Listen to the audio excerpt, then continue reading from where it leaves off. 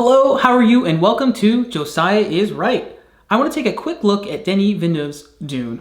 I'm thrilled to finally have a very good, maybe even great adaptation of an absolutely great, albeit at times slow, book. I mean, it takes a minute to get to Arrakis in the movie, and as I recall, over 100 pages in the book. It's been a little while since I've read it. It's a slow burn in the best of ways. Let's dive in. Overall, I love the film. It may not be exactly what I had pictured in my head, but it's unique and real world. A lived-in world. Used space, if you will.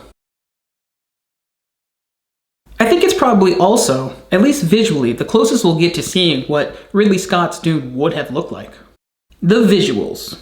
The film is really like the cover of a science fiction novel and brings me to what I felt when I read those books. Small figures against vast landscapes. It trades some of the political drama and all of those internal monologues for long contemplative shots. But with that, it also kind of becomes a little bit more of a character piece. It's about individuals in these insane, really big situations. Both big in terms of stakes, life and death, and big in terms of the world itself. Everything's really big. There's some big spaceships and stuff. The visuals also help minimize the need for exposition regarding the world the story takes place in. World here meaning the logic of the story, that world. Like in world building. Used space. The world looks and feels oh so very real. And particularly good in IMAX. Because of that, you buy in, you believe this world.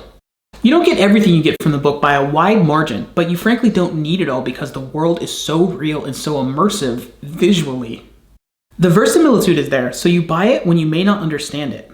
The parents. I appreciate the story is largely about and driven by the love the parents, the Duke and Jessica, have for their child, and how complicated that love can at times be. As a loving parent, I'm glad to see loving parents, particularly in such a spectacular setting. The relationship Paul has with his parents really plays against a lot of stereotypes in these situations. Often you have the hard-driven father and the very accepting, loving mother, but in this movie, that's not the case. Here you have a father that loves and accepts. The Duke and Paul have an absolutely beautiful moment in the graveyard. I hope and pray that I can be as unconditional in my love to my girls as I see the Duke in that sequence. You're the best, Dad. Lady Jessica, who is really the co-lead in this version, is the parent that pushes. Since she is the one that pushes, her love is therefore more complex. She's the one who pushes, not because her love is conditional, but because it is unconditional. She pushes because she knows Paul needs to be pushed to handle what's about to come in his future. She knows how great these challenges are, and her expression of love is through preparing him for it. Book versus movie. Now don't misunderstand me. I'm not going to break down what's different about the book and the movie here. There are far better YouTube channels that do that. You're the best. Thanks, kid. But I do want to talk about the power of one medium versus the other. Books can let you dive into the actual thoughts of the character. A movie shouldn't. Just ask David Lynch. Although he probably wouldn't respond and would instead just tell you about the weather in Santa Monica. Cloudy morning. There's a lot not to like about David Lynch's attempt to adapt Dune. However, the most gnawing of those has got to be those internal monologues. It just absolutely doesn't work. My name is a killing word. It works in the book, but it kills the movie. Villeneuve did use a brief narration out front, but just enough to orient the viewer without overwhelming them with information. This goes back to my point about the visuals. When the world feels real, you buy it. One specific moment that shows you the power of film versus a book is when Paul finds the ring and the gear left from him by Dr. Yue. Film allows for beat-by-beat cutting from father to son as you see the old Duke and meet the new one. All at once, it connects them just as it separates them from one another. Pretty cool.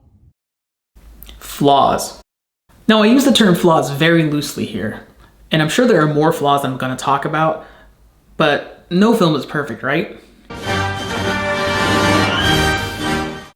However, the biggest misses for me are Yue and Mapes.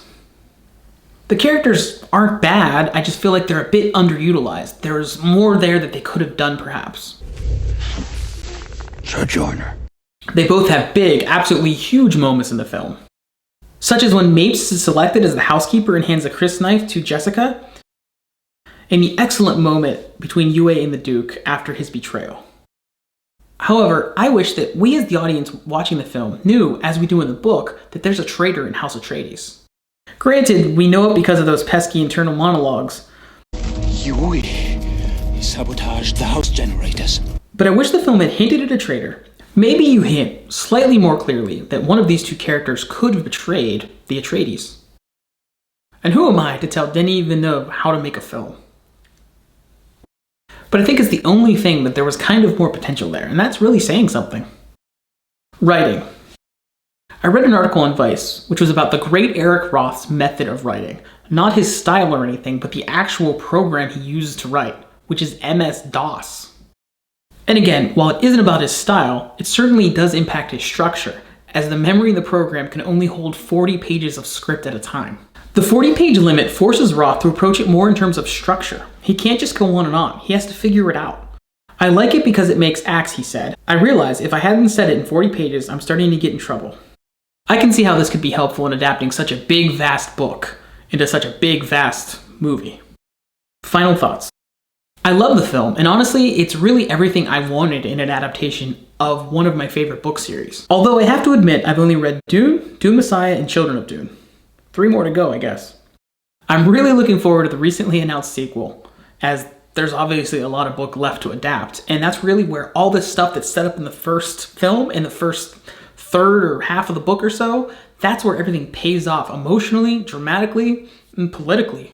I also hope Villeneuve decides to stick around and adapt at least one more of the books. Dune Messiah is one of the most profound books I have ever read. I'd love to see his take on that as well. That's it for my thoughts, as few as there are up there. What is it that you guys are looking forward to in the sequel to Dune, and in any potential sequels to the sequel? Thanks for watching, and please subscribe and like, and again, let me know what you thought of this movie and what you hope to see in the next one. Bye.